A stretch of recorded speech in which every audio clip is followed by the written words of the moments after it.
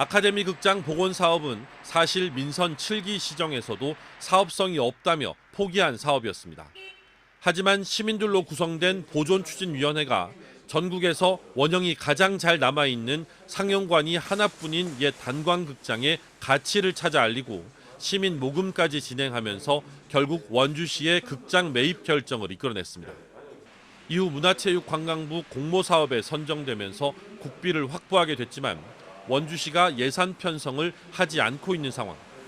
전체 사업비 60억 가운데 30억이 국비, 9억이 도비, 원주시가 부담해야 할 예산은 21억 원입니다. 원주시가 늦어도 내년 연말까지 관련 예산을 세워 사업을 추진하지 않으면 확보된 국비는 모두 사라지게 되고 앞으로 3년 동안 같은 사업으로는 국비를 신청할 수 없는 페널티도 받게 됩니다.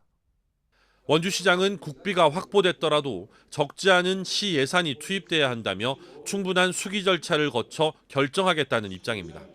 그 결과 필요하다고 판단되면 전액 시비를 투입해서라도 사업을 추진하겠다고 말했습니다. 활용할 만한 그런 가치가 있다고 평가되면 국비 도비 안 받고도 시비만 가지고도 할 용의가 있습니다.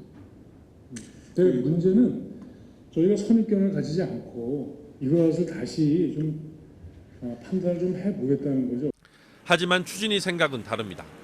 지난 7년 동안 설문조사와 토론회 등을 통해 극장 복원과 관련한 시민들의 의견을 수렴하고 지금까지 왔는데 도대체 어떤 절차와 시간이 더 필요한 건지 이해하기 어렵다는 겁니다.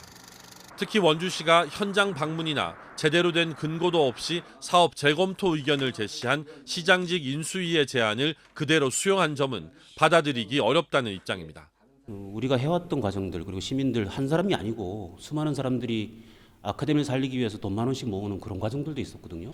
그런 것들에 대해서 좀 제대로 봤던 절차들이 있는지에 대한 궁금증이 들고요.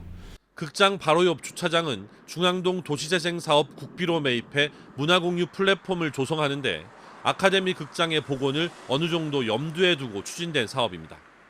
뿐만 아니라 침체된 구도심 활성화를 위한 다양한 사업과의 연계성도 큰 만큼 보다 넓은 시각에서 접근할 필요가 있습니다. MBC 뉴스 권기만입니다.